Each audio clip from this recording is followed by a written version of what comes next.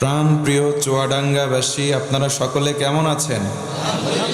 তেলাওয়াত করেছি আল্লাহ পাকের একটি কওল থেকে। আল্লাহ বলেন, ওয়ামা খালাকতুল জিন্না ওয়াল ইনসা ইল্লা লিয়াবুদুন। আওয়াজ করে পড়েন সুবহানাল্লাহ।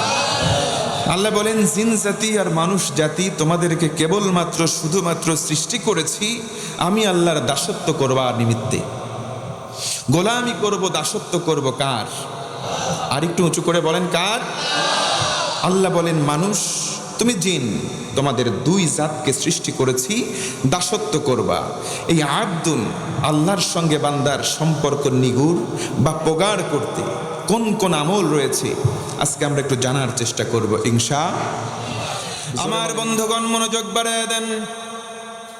আল্লাহর সঙ্গে বান্দা 7টা আমলের মাধ্যমে মহাব্বতটাকে প্রগাঢ় করবে, নিগুড় করবে। তার মধ্যে 1 নম্বর আমলের নাম হলো তাকওয়া। 1 নম্বর আমল আল্লাহ পাকের ভয়। ভাইরা বলেন তো, আল্লাহর ভয় কলিজায় আছে না নাই? আমাদের কলিজার মধ্যে যদি আল্লাহ পাকের ভয় থাকে, ও মুসলমান এদিকে তাকান, আল্লাহর ভয় যদি কোনো গোলামের অন্তরে জাগ্রত হয়, আমার আল্লাহ বলেন, গোলাম তোর কোনো ভয় নাই, আমি আল্লাহ তোর সঙ্গী হয়ে যাই। ওয়া'লামু আন্নাল্লাহা মা'আল মুত্তাকিন।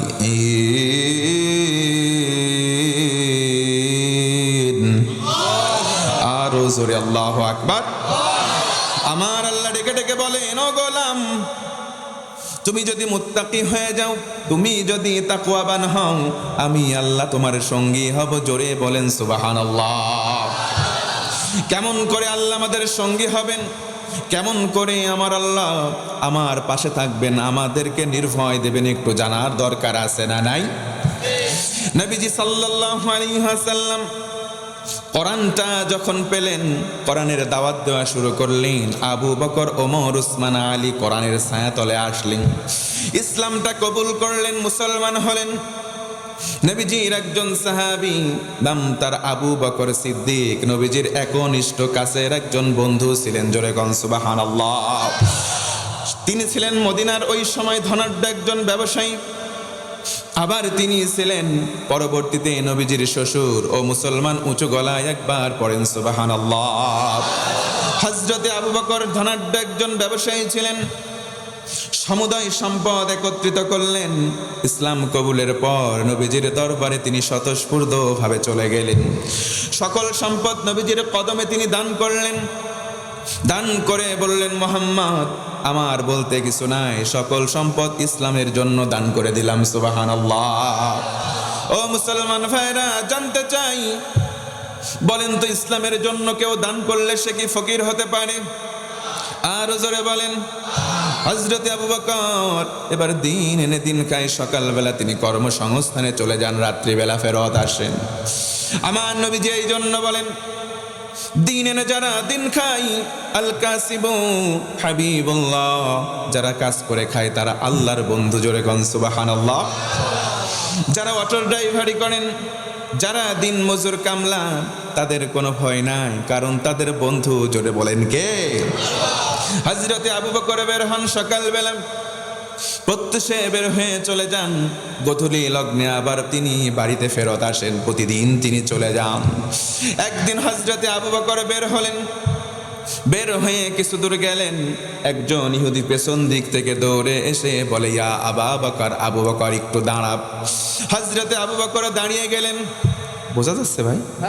কষ্ট হয়? আর একটু চালাবো? হযরতে আবু বকর দাঁড়িয়ে গেলেন।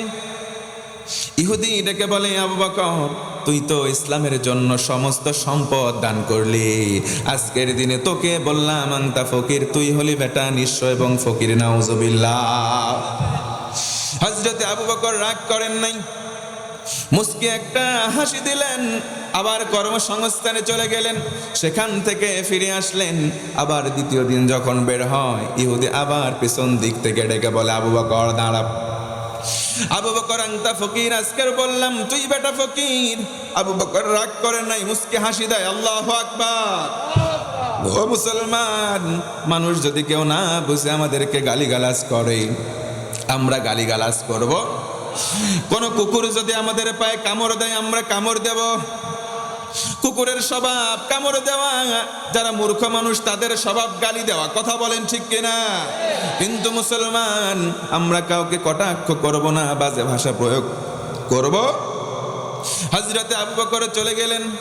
আবার তৃতীয় দিন যখন হয়, আবু বকর বাড়ি থেকে বের হন, আবার ইহুদির সামনে এসে বলে, বেটা তুই দাঁড়া। ও আবু বকর, আজকেও বললাম তুই হলি ফকির। আবু বকর মুস্কি হাসে, এক ধাপ দুই ধাপ আগায়, আবার ডেকে বলে, ও আবু কা ফকির, তোর বাবাও ফকির। আবার ডেকে বলে, তোর দাদাও ফকির। আবু বকর মুস্কি হাসে, আল্লাহু আকবার। মুসলমানদের খাসলাত দেখেন, একজন মানুষ গালি দিতেই পারে, কিন্তু আমরা সহজে কাউকে গালি দেব? আল্লাহ তাআলা বলেন, আমার বান্দা হবে তারা, আমি আল্লাহ দয়া করব এই সময় যখন বান্দা মানুষদের গালি খেয়ে গালি দেবে না। সুবহানাল্লাহ। ওয়া ইবাদুর রাহমানিল্লাযীনা ইয়ামশুনা আলাল আরদি হাওনা وَإِذَا خَاطَبَهُمُ الْجَاهِلُونَ قَالُوا سَلَامًا। আমার আল্লাহ বলেন, ও গোলাম, আমি আল্লাহ রহমান। কোন সময় জানো? যখন মূর্খরা গালি দেবে, তোমরা গালি দেবে না, দেবে সালাম, ইনশাআল্লাহ। আবু বকর হাসি দিয়ে চলে যায়। এবার ইহুদি বলে, আবু বকর তুই যেমন ফকির, তোর বাবা যেমন ফকির, তোর দাদাও তেমন ফকির। আবু বকর শোন, তোর 14 বংশ যেমন ফকির। ও আবু বকর, আজকের দিনে বললাম তুই যে আল্লাহর ইবাদত করিস, সেই আল্লাহ তোদের মতোই ফকির। জোরে কর নাউজুবিল্লাহ। হযরতে আবু বকর 3 দিন হাসি দিয়েছে, কিন্তু এই দিন কোনো হাসি নাই, চোখটা লাল হয়ে গেল। ইহুদির দিকে তাকালেন, বাম হাত উঁচু করে কলারটা চেপে ধরলেন, ডান হাত উঁচু করে একটা চড় দিলেন, জায়গা ইহুদি অজ্ঞান। আল্লাহু আকবার। হযরতে আবু বকর নরম সাহাবী, মুসলমান, আল্লাহকে ভালোবাসেন, নিজেকে গালি দিল 3 দিন, কোনো জবাব দেয় নাই, পাল্টা মুস্কি হাসি দিয়েছে আর সালাম দিয়েছে। কথা বলেন ঠিক কিনা? কিন্তু নরম হলে কি হবে? আল্লাহকে গালি দিয়েছে, কলিজায় রক্তক্ষরণ হয়, সহ্য করে নাই। কথা বলেন ঠিক কিনা? মুসলমান আমরা নরম জাতি, আমরা সবাই শান্তিকামী, কিন্তু গরম বানায়ও না।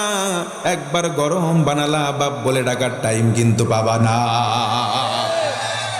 হযরতে আবু বকর একটা চর মেরেছে, জায়গায় অজ্ঞান। মুসলমান কাউকে সহজে ধরে না, একবার ধরলে আব্বা বলার টাইম দেয় না। কথা বলেন ঠিক কিনা? হযরতে আবু বকর চলে গেলেন, লম্বা সময় অতিবাহিত হয়ে গেল। ইহুদির জ্ঞান ফিরে আসলো, নবীজির দরবারে গিয়ে বলে, মুহাম্মদ তোমার সাহাবী আবু বকর আমার একটা চর মেরেছে। নবীজি আশ্চর্যিত হলেন, দেখে বলে, না ইহুদি ভাই, এটা সম্ভব নয়, কারণ আমি আবু বকরকে চিনি, কাউকে কোনোদিন গালিগালাজ করে নাই, মারা তো অনেক দূরের কথা। আমার সাহাবী আবু বকর কাউকে মারতে পারে না। আল্লাহু আকবার। ওই রকম সাহাবীদের পদাঙ্ক অনুসরণকারী আমাদের ভিতরেও হাজার হাজার মানুষ আছে। কথা বলেন ঠিক কিনা? আমরা সহজে কাউরে কিছু কই না, কিন্তু 3 সঙ্গে কোনো আপোষ নাই। 1 আমার আল্লাহ, 2 আমার রসুল, আর 3 হলো কোরআন। কেউ গালি দিলে আমরা ছেড়ে কথা বলবো না। আল্লাহকে কেউ গালি দিও না, রসুলকে কেউ কটু কথা বলো না, কোরআনকে নিয়ে কোনো বাজে মন্তব্য করো না।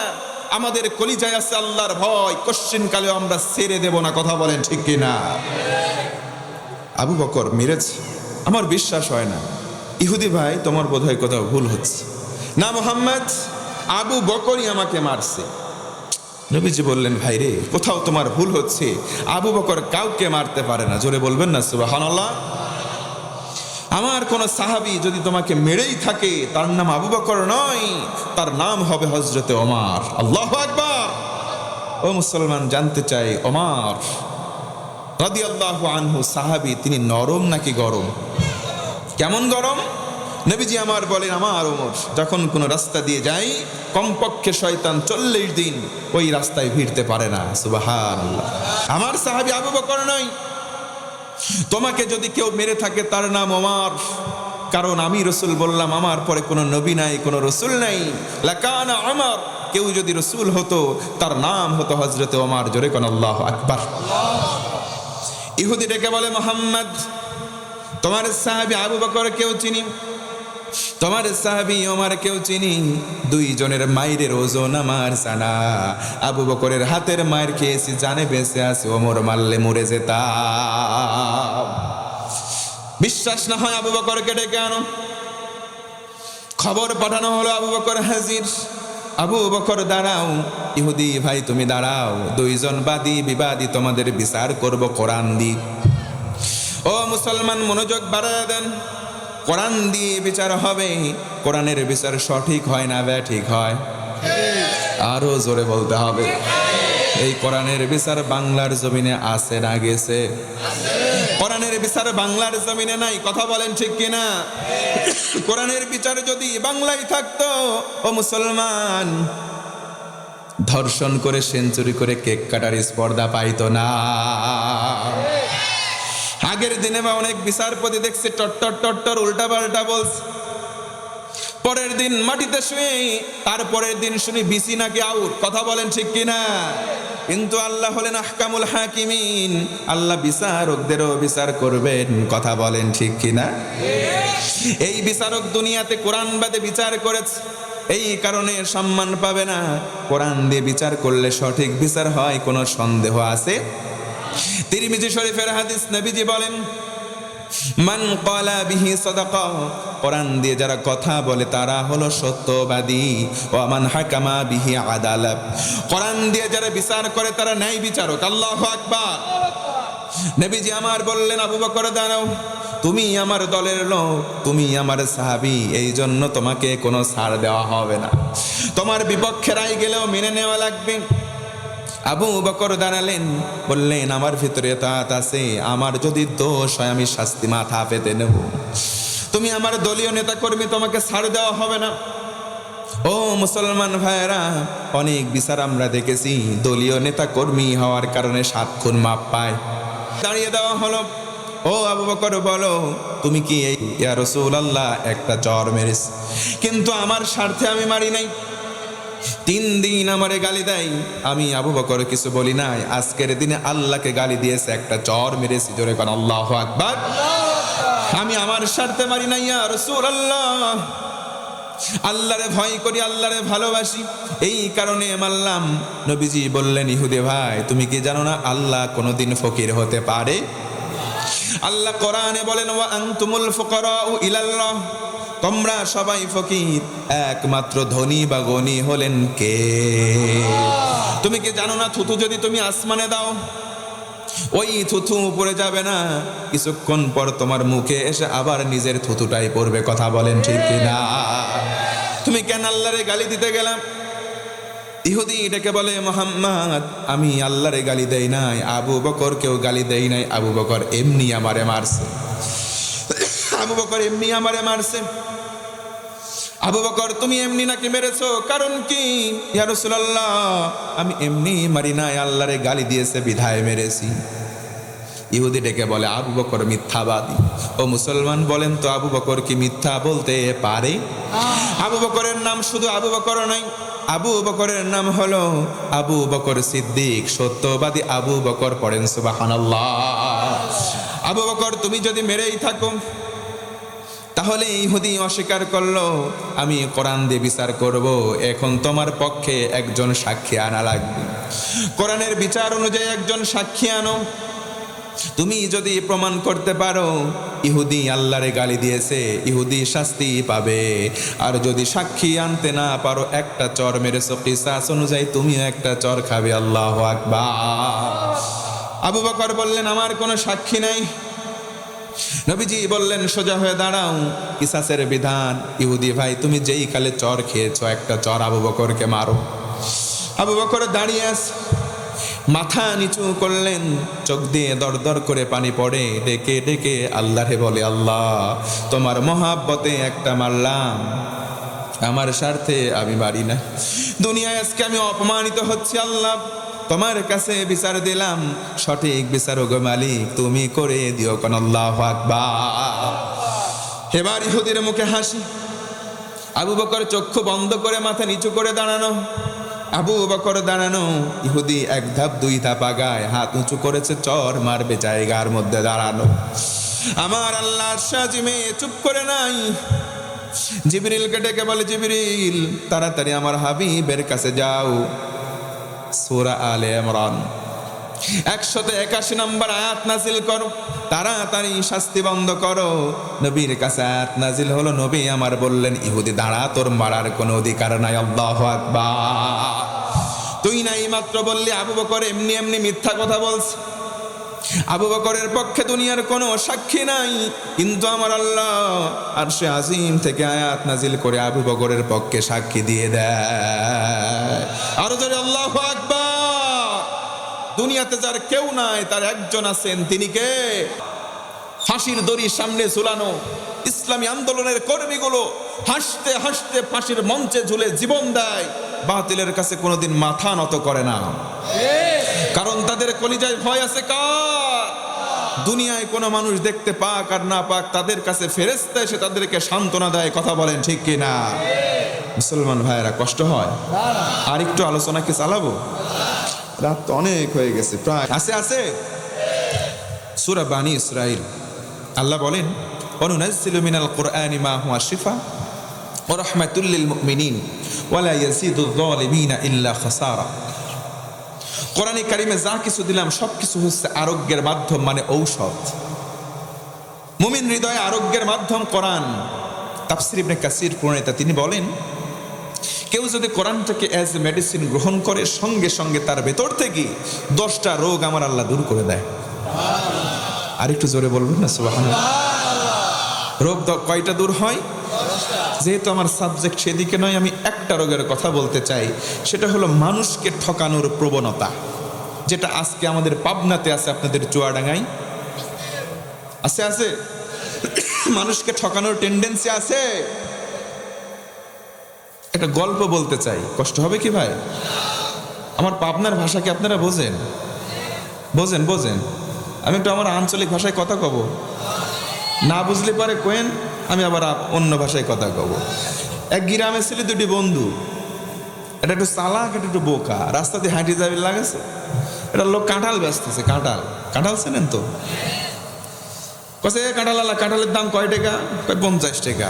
বুকা বন্ধু 25 টাকা বাইর করে দিয়ে কছে, দোস্ত হলে 25, তুই দে 25, 50। ওর হিসাব করলে ঠিকই আছে। চালাক যে মনে মনে চিন্তা করেছে, বুকা তোকে আজকে আমি ঠকাবই, টাকা আগে দেওয়া লাগবে, আগে খাই, যে খাবি বেশি টাকাও দিবি, যে খাবি কম টাকা দিবি কম। বুকা কয়, পারলে আমি খাবো কম, টাকাও দেবো কম। লে খাওয়া শুরু করে, কাঁঠালটা ভাঙি খাওয়া শুরু করেস। কাঁঠালের যেটি খাতি হয়, আমার পাবনাই কয় সার, আপনারা কি কন? তো চালাক যে সারও খায়, বিসি শুদ্ধি গিলি খায় লাই, আর বুকা যে সার খায় আর বিসি উৎসমকে থুই দেয়। কথা বোঝেন আমার? খাতে কাঁঠাল খাওয়া শেষ, সোনার বাংলাদেশ। বুকা আবার 25 টাকা বাইর করে দিয়ে কছে, দোস্ত হলে 25, তুই দে 25। ওর কলে হিসাব ঠিকই আছে। কথা কন ঠিক কি দেয়? চালাক মনে মনে কয়, এত গুড় আছে, দাঁড়া বিসি গনে। বিসি গুনতে দেখা গেল চালাক খাইছে তো বিসি শুদ্ধি, বুকার সামনে 45টা বিসি কয়টা? 5টা বিসি সুমকি থুই দেস। কচ্ছে দা তুই 45 টাকা দেবো, আমি দেবো 5 টাকা, হিসাব হয়ে গেছে। বুকা কলি করে খাইলাম কম, টাকা দেবো বেশি, বুঝি তো নি। 50 টাকা লোড বাইর করে দেছে, 5 টাকা ফেরত দেছে। দোকানদারে 50 টাকা দিই, বগলের ভেতরে হাত দিই, আজকে তো মুরগি পাইছি, ঠকা সারে কোন দিন চলে যাচ্ছে। আর বুকা ওইদিক চলে যাচ্ছে বাড়িতে যাওয়ার সময়, আল্লাহ কাছে, আল্লাহ খাইলাম কম, টাকা দিলাম বেশি, বুঝলাম না। আল্লাহ তোমার কাছে বিচার দিলাম, যদি অন্যায় কিছু আমার সাথে হয় তুমি বিচার করো। জোরে কোন আল্লাহু আকবার। বুকা বাড়িতে চলে গেছে। চালাক কিছু তো যাবি লাগেছে, জাতি লাগে। হঠাৎ করে আকাশে মেঘ লাগিয়ে গেছে, মেঘে ঘর্ষণ, গুড়ুম গুড়ুম শব্দ শুরু হয়ে গেছে। ওর পেটের ভিতরে কামড় গুড়ুম গুড়ুম শুরু হয়ে গেছে। মুরব্বীরা ভালো করে জানবেন, কাঁঠালের বিচি আম্মাসি জ্যাম্মা খায়, অম্মাই বাড়ায়। কে কথা কন না কে? মেডিকেল সায়েন্স বর্তমানে কচ্ছে যতগুলি খাবার পেটের মধ্যে হজম হয় না, কাঁঠালের বিচি অন্যতম। জ্যাম্মা খাবি, অম্মাই বাড়াবি। হঠাৎ করে পেটের ভিতরে কামড় ও নিম্ন চাপ দেখা দিয়েছে, কথা বোঝা যায়?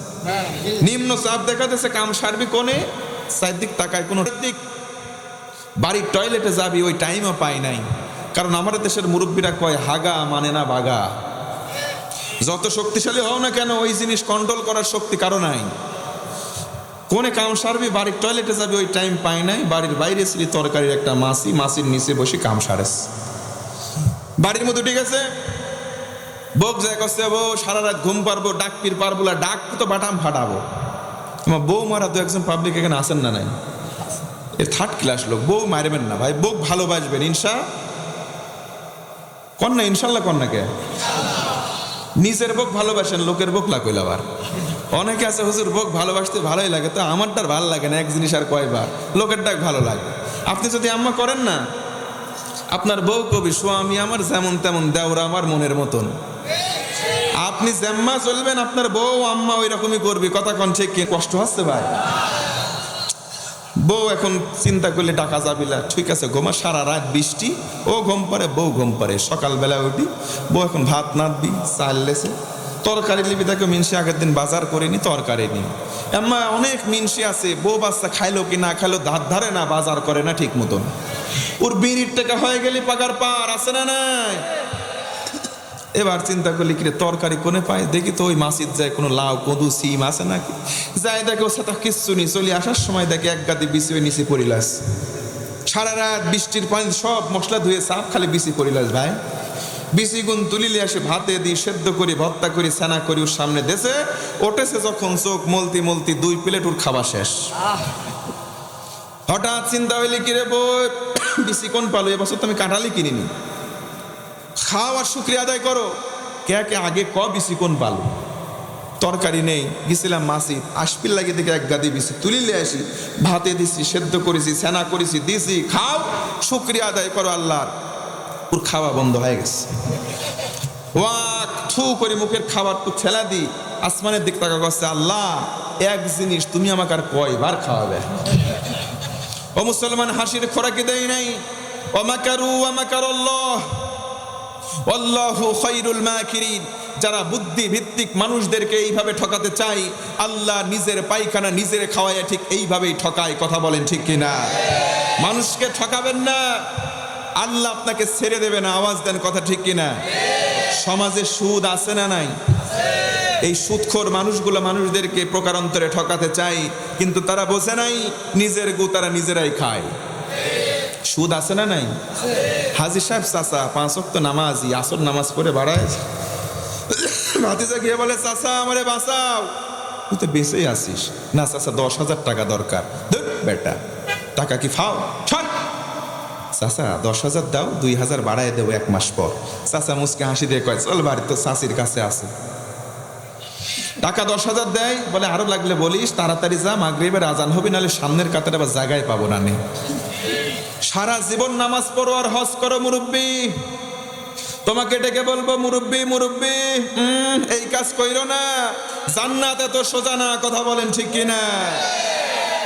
কষ্ট হয়? আমি কি কাউকে গালি দিয়েছি, কারো বিরুদ্ধে কিছু বলেছি? পরিবেশটা সুন্দর না? আর 10 মিনিট চলানো যাবে? যাবে যাবে, জোরে কোন আল্লাহু আকবার। এ বান্দার সম্পর্ক মজবুত করতে আমলের সংখ্যা কয়টা? এই যুবক জেনজি কথা কও না কে, কয়টা? তাহলে এই 7টা আমলের 1 নম্বর আমল তাকওয়া। 1 নম্বর আমল কি? 2 নম্বর আমল হচ্ছে আল্লাহর প্রতি ভরসা, তাওয়াক্কালতু। কার উপরে? আলাল্লাহ। জোরে কোন আলাল্লাহ। ভরসা কোনো পীর সাহেবের উপরে নয়, ভরসা হবে কার প্রতি? 3 নম্বর আমল হলো ইখলাস। অন্তরটাকে খালেস বানান, অন্তরটাকে স্বচ্ছ বানান। নবী বলেন আখলিস দীনাক ইয়াকফিকাল আমালুল কলিল। অন্তরটাকে স্বচ্ছ বানাও, কারণ তোমার অল্প আমল যদি হয়, নাজাত পেয়ে তুমি জান্নাতে যাবা। কোন সুবহানাল্লাহ। 4 নম্বর আমল হলো নামাজ। ও মুসলমান বলেন, দৈনন্দিন জীবনে নামাজ আমাদের জন্য কয় ওয়াক্ত ফরজ? আর একটু জোরে বলেন। কিন্তু 5 ওয়াক্ত নামাজ অনেকে পড়ে না। তারপরেও 5 শ্রেণীর মুসল্লি এই জায়গার মধ্যে আছে। 1 নম্বর মুসল্লির নাম হলো শুকুর আলী। সারা সপ্তাহ নামাজ নাই, শুক্রবারে শুধু জুমায় যায়, এদের নাম শুকুর আলী। 2 নম্বর মুসল্লির নাম হলো রমজান আলী। রোজার মাসে যায়, সারা বছর খোঁজ নাই, আছে না নাই? ওদের জ্বালাই নিয়মিত মুসল্লিরা সামনের কাতার পায় না। 3 নম্বর বরাত আলী, কয়দিন আগে চলে গেল। 4 নম্বর কদর আলী, মুসল্লি সবে কদরে পাওয়া যাবে। 5 নম্বর ঈদ আলী। ও মুসলমান ভাইরা, কিন্তু সব ওয়াক্ত নামাজ অনেক মুরব্বী আছে বলতে পারে না কোন নামাজ কয় রাকাত। মুরব্বীকে বলবেন, মুরব্বী বলো তো মাগরিবের নামাজ কয় রাকাত? মুরব্বী বলবে জানি না। যদি বলো মুরব্বী বিলের মাঠে একটু জমি আছে শুনছিলাম, মুরব্বী বলবে আছে মানে দাগ নাম্বার এত, খতিয়ান নাম্বার এত, পর্সা নাম্বার এত, ঠুটস্থ বলে দেয়। কিন্তু মুরব্বী মাগরিবের নামাজের রাকাত বলতে পারে না। কথা কোন ঠিক কিনা? এই সমস্ত মুরব্বীদেরকে আল্লাহ বলেন ফি জান্নাতি ইয়াতাসাআলুন আনিল মুজরিমিন মা সালাকাকুম ফি সাকার ক্বালু লাম নাকু মিনাল মুসাল্লিন।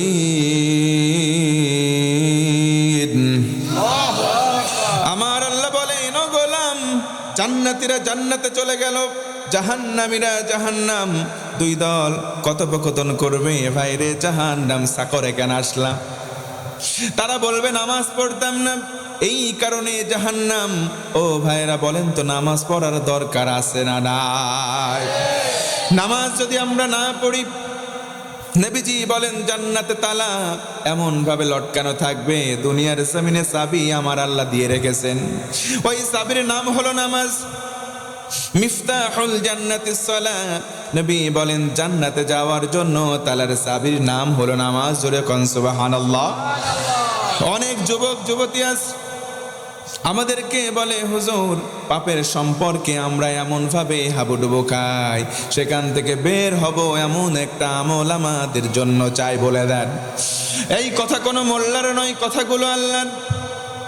ইন্নাস সালাতা তানহা আনিল ফাহশাই ওয়াল মুনকার। জোরে কোন আল্লাহু আকবার। 5 নম্বর আমল হলো আল্লাহর সঙ্গে সম্পর্ক নিগুড় করতে দ্বীনের দাওয়াত দেওয়া। দ্বীনের দাওয়াত দেওয়ার মাধ্যম হচ্ছে কোরআন। নবীজি বলেন এই কোরআন তাআল্লামুল ফারাইদ ওয়াল কুরআন ওয়া আল্লিমুহান নাস ফা ইন্নী মাকবুজ। তোমরা ফারায়েজ এবং কোরআনের শিক্ষা নিজেরা অর্জন করো, অন্যদেরকে এটা শিক্ষা দাও, কারণ আমি রাসূল সারা জীবন থাকবো না, এক সময় আমি রাসূল চলে যাব। আল উলামা ওয়ারাসাতুল আম্বিয়া। জোরে কোন সুবহানাল্লাহ। এই কোরআনুল কারীমের দাওয়াত দেওয়ার দরকার আছে না নাই? জোরে বললেন না, আছে না নাই? কোরআনের দাওয়াত দিতে গিয়ে আমার ভাইরা জীবন দেয় কি দেয় না? জোরে বলেন দেয় কি দেয় না? কোরআন প্রিয় মানুষের রক্তে রক্তিম হয়েছে চুয়াডাঙ্গার মাটি, সাতক্ষীরার মাটি, রাজশাহীর মাটি, বীর চট্টলার মাটি, ঢাকা সহ গোটা বাংলার জনপদ। কথা বলেন ঠিক কিনা? আজও যদি প্রয়োজন হয় কোরআনের জন্য, ইসলামের জন্য, ইসলামী আন্দোলনের জন্য আরেকটা বার বুকের তাজা রক্ত ঢেলে দিতে হবে। চুয়াডাঙ্গার মুসলমান দেখতে চাই কারা কারা রাজি আছেন, দুটো হাত তুলে আমার আল্লাহকে দেখায়। মাশাআল্লাহ। আল্লাহ পাক আমাদের হাতগুলোকে কবুল করুক, পড়েন আমিন। রাত্রি অনেক গভীর হয়ে গেছে, আমরা আলোচনার বেশি লম্বা করব না। ভাইয়েরা আমার, 6 নম্বর আমল হচ্ছে হালাল হারাম বেঁচে চলা। ও মুসলমান, আল্লাহর সাথে সম্পর্ক নিগুড় প্রগাঢ় করার দরকার আছে না নাই? 6 নম্বর আমল হচ্ছে আমরা হালাল খাবো, হারামকে বর্জন। জোরে কোন, হারামকে বর্জন। 7 নম্বর আমল হচ্ছে আমরা বেশি বেশি ইস্তেগফার তওবা করব। কার কাছে? আরো জোরে বলেন, কার কাছে? দুনিয়াতে গোনা নাই এমন কোন মানুষ আছে ভাই? জোরে বলেন। পৃথিবীতে সবাই আমরা গুনাহগার, তবে গুনাহ থেকে তওবা করে ফিরে এসে এই কোরআন আল কারীমের ছাঁচে আমরা জীবনটাকে গঠন করতে চাই ইনশাআল্লাহ। তাফসিরে ফি জিলালিল কোরআন আল্লামা সাইয়্যিদ কুতুব শহীদ রাহমাতুল্লাহি আলাইহি তিনি মুকাদ্দামা অংশে বলেন, ফি জিলালিল কোরআন হিয়া নিআমাল্লাহ। কোরআনের ছায়াটা হচ্ছে আল্লাহ পাকের নিয়ামত। ওয়াহিয়া সালাস, সেটা হচ্ছে তিনটা। এক, তারফাউল আমার, কেউ যদি বলে আমি কোরআন পড়ব, কোরআন বুঝবো, কোরআন দিয়ে জীবন গড়ব, তার সম্মান দুনিয়াতে আমার আল্লাহ বাড়িয়ে দেন। দুই নম্বর, তাবারাকাহুল হায়াত, তার জীবনে যত বরকত প্রয়োজন আমার আল্লাহ দান করেন, সুবহানাল্লাহ। তিন নম্বর, তাসকিয়াহুল হায়াত, আমার আল্লাহ ওই বান্দার জীবন পরিক্রমার ক্ষেত্রে ছোট ছোট গোনাগুলোকে মাফ করে জান্নাত উপযুক্ত তাকে বানিয়ে দেন। আরেকবার সুবহানাল্লাহ। ও ভাইয়েরা, জানতে চাই এই কোরআনের সাথে আমরা চলি, এটা চাই কি চাই না? আমার দেশ কোরআন দিয়ে চলুক, আমরা চাই কি চাই না? আওয়াজ দিয়ে বলেন, চাই কি চাই না? আমরা অনেক কিছু দেখছি বাংলার জমিনে। আইয়ুবীর শাসন, বঙ্গবন্ধুর ভাষণ, জিয়া কেটেছিল খাল, এরশাদের নানান তাল, ফখরুদ্দিন, মঈনুদ্দিন, সব ঘোড়ার ডিম দেখা শেষ। সামনে দেখতে চাই আল কোরআনের বাংলাদেশ। কথা বলেন ঠিক কিনা? কারা কারা দেখতে চাই? দুটো হাত তুলে আমার আল্লাহকে তাকবীর দিয়ে দেখায়।